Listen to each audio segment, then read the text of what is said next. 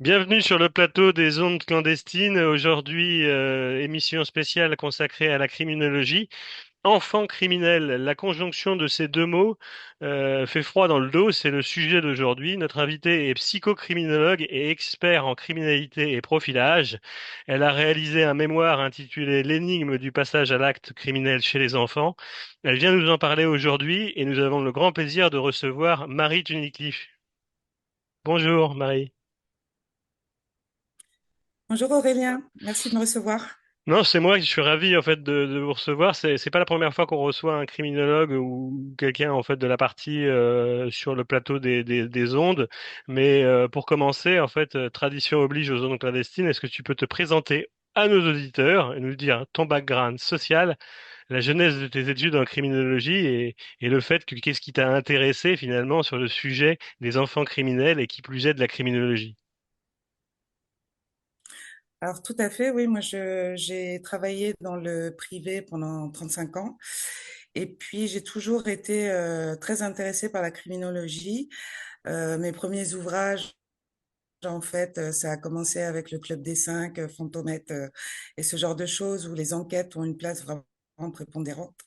Et puis Ouais. ensuite, je suis passée à Agatha Christie, Stephen King.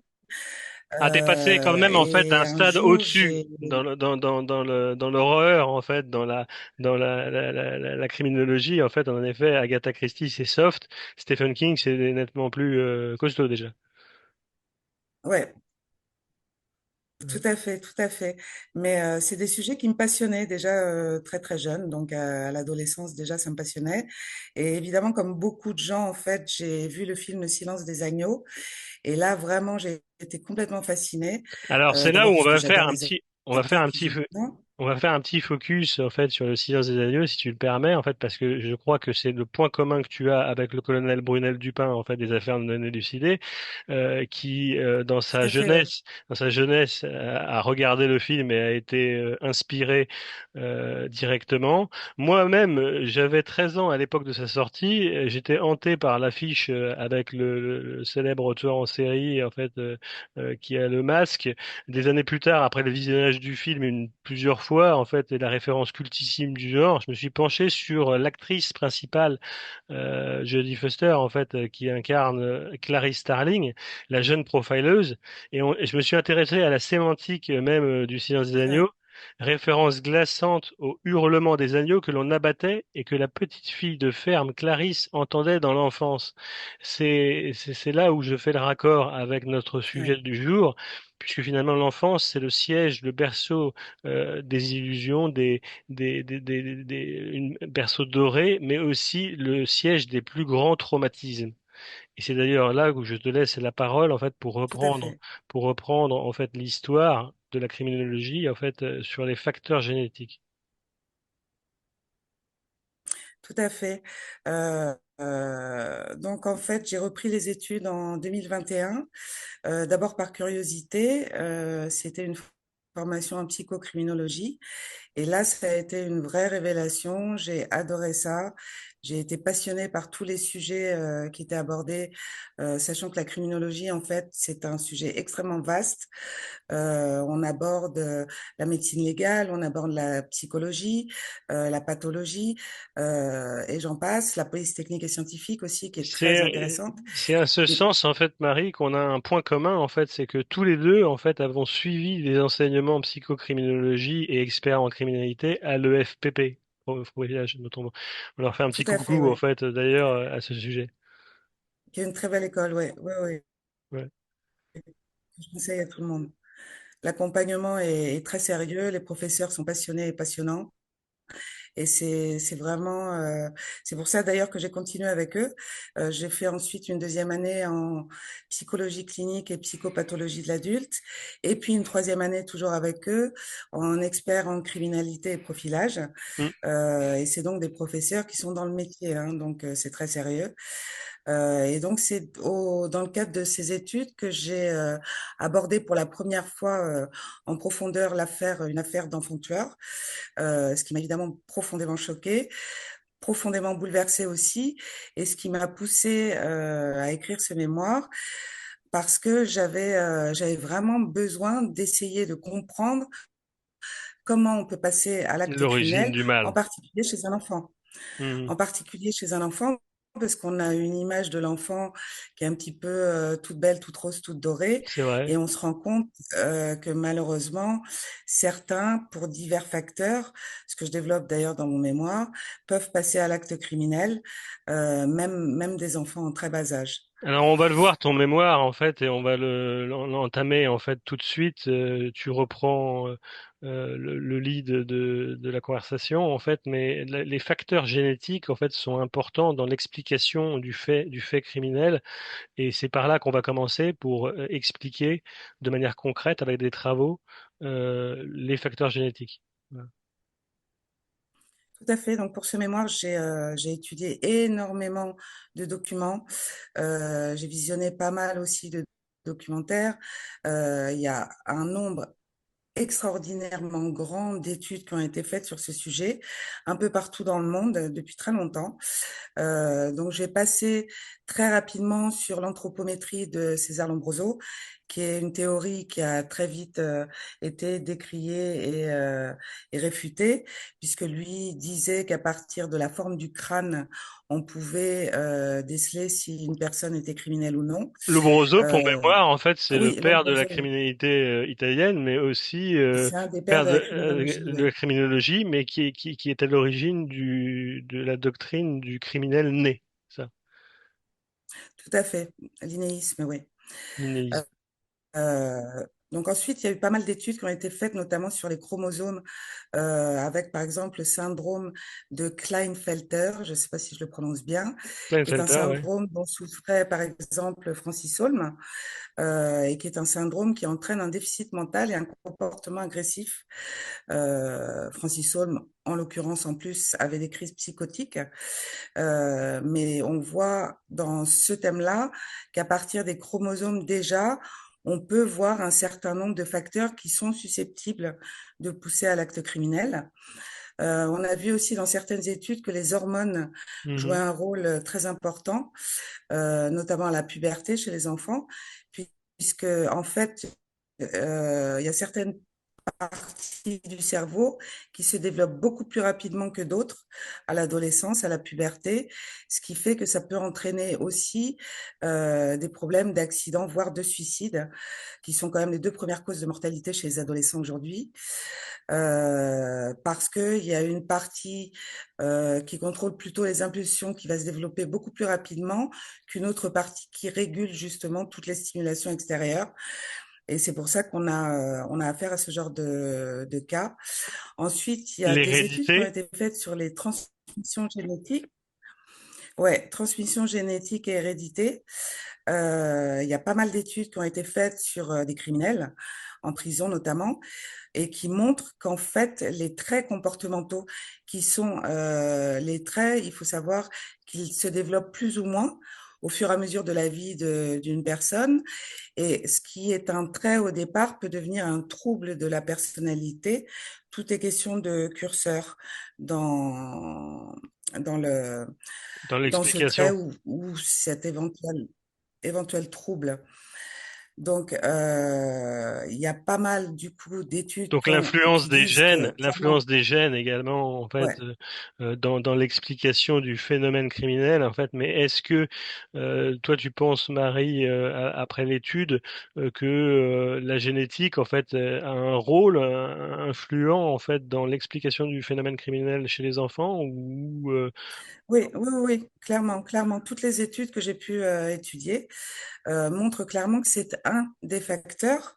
En revanche, il ne peut pas y avoir un seul facteur au passage à l'acte criminel. Il ouais y en a plusieurs, et c'est le rassemblement et la multiplication de ces facteurs qui va faire qu'une personne va passer à l'acte criminel. plurifactoriel? Donc, il y a beaucoup d'études aussi qui ont été faites sur l'imagerie, puisque la forme et le développement de certaines parties du cerveau va influencer, Hmm. encore une fois, les traits de personnalité qui peuvent devenir des troubles, notamment sur tout Ah, il y ce a qui une est... étude en fait qui a été faite Oui, sur tu me disais ça en off en fait sur 41 prisonniers, c'est ça ouais, ouais. ouais. Il y en a eu beaucoup, oui, oui, oui. Et en fait, structure et la fonction cérébrale selon les gens peut influencer le comportement et notamment développer une personnalité antisociale.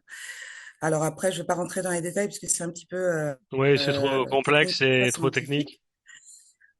Mais il a été montré également, comme tu le disais en début d'interview, que les traumas ont une influence très importante Oui. sur l'expression des gènes tout au long de la vie.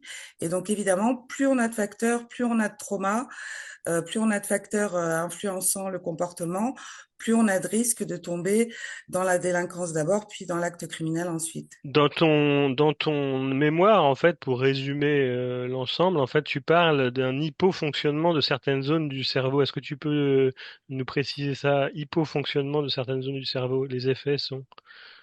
Tout à Tu, fait, tu c'est ce que je précises. disais tout à l'heure en fait. Ouais. Selon les époques de la vie, les zones du cerveau se développent à un rythme Ouais. différent. Et à l'adolescence, c'est ce qui fait que les adolescents sont si fragiles. Il y a des zones qui se développent beaucoup plus rapidement que d'autres.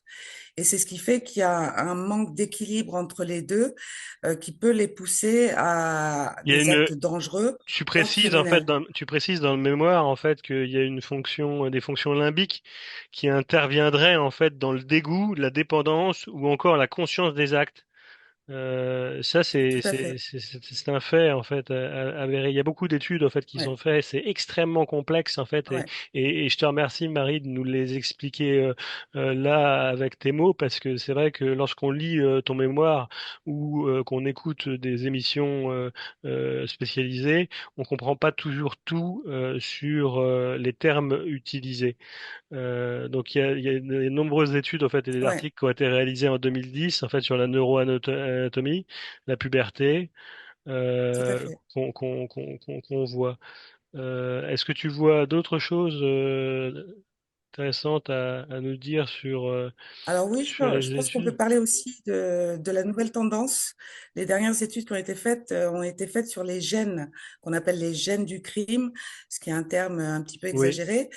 Il y a des études qui ont été faites sur plusieurs gènes qui sont aussi des facteurs d'influence au niveau de l'impulsivité, le contrôle, la violence, Mm.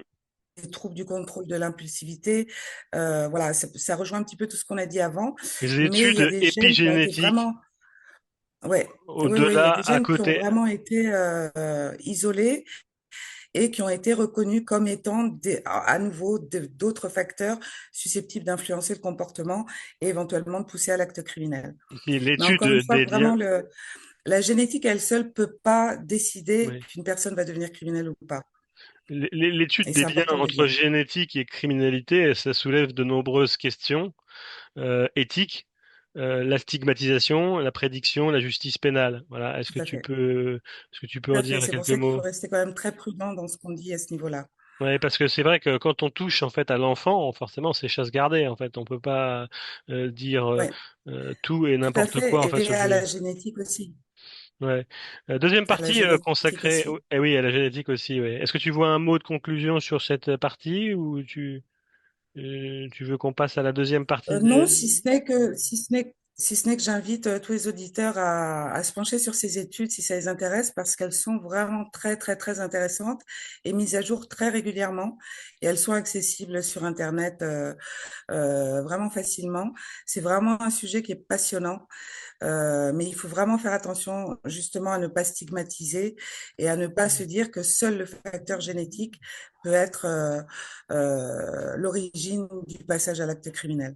En réalisant cette émission, en construisant cette émission avec toi, Marie, en fait, on a parlé du mythe. En fait, on a essayé d'intéresser au plus près, en fait, nos auditeurs et en même temps de rester dans un cadre académique. Avec le mythe des enfants tueurs, il y a une bibliographie folle, en fait, sur ça, et une filmographie que tu vas Ouais, détailler tout à fait. à l'instant, à présent. Je te Tout à laisse. fait. Alors, j'aime pas trop le terme de mythe de l'enfant tueur parce que c'est pas un mythe, c'est Ouais. une réalité. Et c'est pas une réalité nouvelle, c'est une réalité depuis de nombreuses années, depuis même plusieurs siècles. Donc, c'est vrai qu'en termes de bibliographie, il y a une masse incroyable de livres qui ont été Ouais. consacrés au sujet. en particulier aux enfants tueurs les plus connus. Je pense notamment à Marie-Belle, qui a Mm. fait beaucoup parler d'elle, qui était une petite fille anglaise de mémoire à la fin du 19e. 18e siècle, Ouais, 19e ça. siècle, pardon, 19e. et qui a tué deux enfants. Mais le point positif, c'est qu'elle a été réhabilitée et qu'aujourd'hui, elle va bien, elle a une famille et elle ne tue plus personne. Je pense que c'est ça aussi qui est important de C'est dire. aussi, en fait, qu'il y a Euh, quand même, en fait, une réhabilitation sociale possible, en fait, une rémission.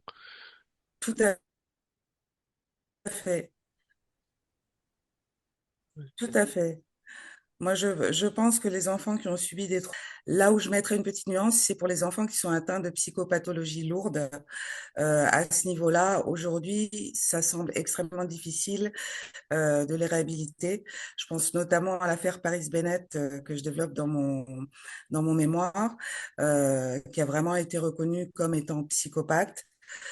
Et dans ces cas-là, en fait, les caractéristiques de cette pathologie sont tellement lourdes que ça paraît très difficilement envisageable de réhabiliter des gens comme Alors ça. ça, c'était pour la Mais oui, je vous bibliographie, mais il invite y a la aussi filmographie, à lire. il y a la filmographie. Ah oui, non, tu voulais ajouter une Non, lecture. simplement que, encore une fois, j'invite les gens à lire tous ces ouvrages qui sont très nombreux et très intéressants, et vraiment partout dans le monde, puisqu'on a des ouvrages d'auteurs français, anglais, américains, et j'en passe, et c'est vraiment, vraiment passionnant. En Dans la termes de filmographie. filmographie, Ouais. ouais, alors moi j'ai beaucoup moins d'exemples parce que c'est vrai que j'ai regardé beaucoup de documentaires qui sont extrêmement intéressants, notamment sur les deux personnes dont je viens de parler, Mm, Marie-Belle et Paris Bennett.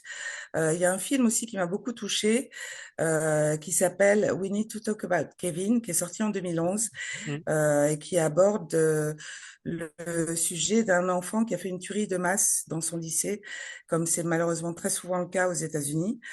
Et c'est très intéressant de voir ce film puisque, en fait, on a le point de vue des parents de cet enfant et dans ce film, ce que je trouve très intéressant aussi, c'est d'essayer de comprendre un petit peu toute la douleur de l'entourage, de la famille, des parents surtout, qui sont confrontés à ça. Il y a eu de très bons reportages français aussi faits à ce sujet. Je pense notamment, oui, à un enfant, un adolescent, dont les parents se battent aujourd'hui encore tous les jours pour arriver à faire passer le message aux acteurs sociaux notamment sur la vigilance qu'il faut avoir auprès d'enfants qui, encore une fois, à l'adolescence, peuvent basculer dans l'acte criminel très mm. rapidement, avec très peu de prémices annonciateurs. Il faut vraiment que les acteurs sociaux soient extrêmement vigilants sur ce point. Dans les Et affaires c'est pour ça que cette que filmographie est très intéressante. Oui, dans les affaires qu'il y a, affaires criminelles en fait, où il y a présence d'enfants criminels, on retrouve un certain nombre de facteurs. Il y a une similitude dans les affaires où c'est vraiment aléatoire. Non, tout à fait. Il y a vraiment des similitudes qui sont justement les différents facteurs de passage à l'acte que je décris dans mon mémoire, qui sont les facteurs environnementaux, médicaux et évidemment et génétiques. Donc, plus il y a de facteurs présents, plus il y a de risques de tomber dans l'acte criminel. Hmm. Et c'est là la similitude entre les affaires. C'est vrai qu'un seul de ces facteurs n'est pas suffisant pour justifier un passage à l'acte criminel.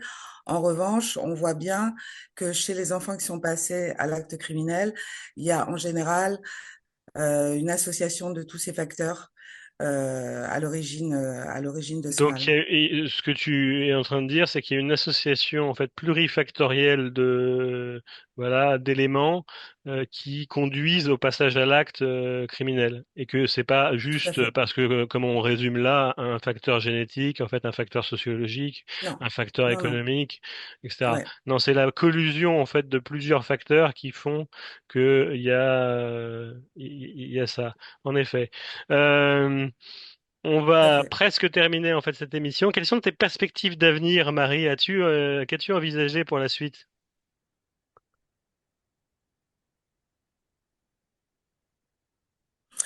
Alors actuellement, j'assiste une psychologue experte auprès des tribunaux dans ses études de personnalité, ce qui est tout à fait passionnant. J'ai intégré aussi plusieurs associations de victimes et d'enquête, notamment je pense à la RPD, à qui je fais un petit coucou, Ouais. que je viens d'intégrer, qui s'occupe des enquêtes sur les personnes disparues. Mhm. J'ai plusieurs mémoires aussi en cours, notamment les femmes criminelles, parce que je trouve que c'est un sujet assez passionnant aussi. Je pense que tu viendras nous en Et puis, parler. je suis ouverte tout à fait, avec Tu plaisir. viendras nous en Et je parler, en suis fait, ouverte à toute volontiers. proposition en criminologie. Cette émission, en fait, touche presque à sa fin. C'est le mot de la fin. La parole est à toi, Marie. À toi de nous dire ce que tu veux. Merci beaucoup. Bah, pour le mot de la fin, je pense qu'il est important de dire qu'il est très difficile de répondre à la question du passage à l'acte criminel chez les enfants. C'est un sujet qui passionne et qui continue d'être étudié. Je pense qu'il est important aussi de dire que la réhabilitation est possible, qu'il faut absolument accompagner ces enfants, les suivre surtout et rester positif. Et évidemment, il faut essayer d'améliorer leurs environnements, puisque le facteur environnemental est quand même extrêmement important, que ce soit l'environnement familial, social, économique. Donc, je pense qu'il y a beaucoup de choses à faire à ce niveau-là et qu'il faut vraiment se mobiliser pour aider ces enfants à mieux grandir. Merci Marie, en tout cas pour ta disponibilité, ton sens didactique et ta joie de vivre. Voilà, l'étude du fait criminel n'est pas une mince affaire. L'étude de ce fait criminel appliqué aux enfants est une lourde tâche, délicate, mais en criminologie hyper intéressante. Il convient d'évoquer, on l'a dit, Lombroso et sa théorie du criminel né. Plus on revient à la naissance, plus l'approche des facteurs génétiques est importante. Et donc ma question, c'est finalement rester en suspens. Naît-on criminel ou devient-on criminel? Je pense plutôt qu'on le devient, mais ça n'engage que moi. Merci de nous avoir suivis et à bientôt pour un autre épisode des volets de la sécurité. Merci Marie. Merci Aurélien. Merci. Merci, bonne journée.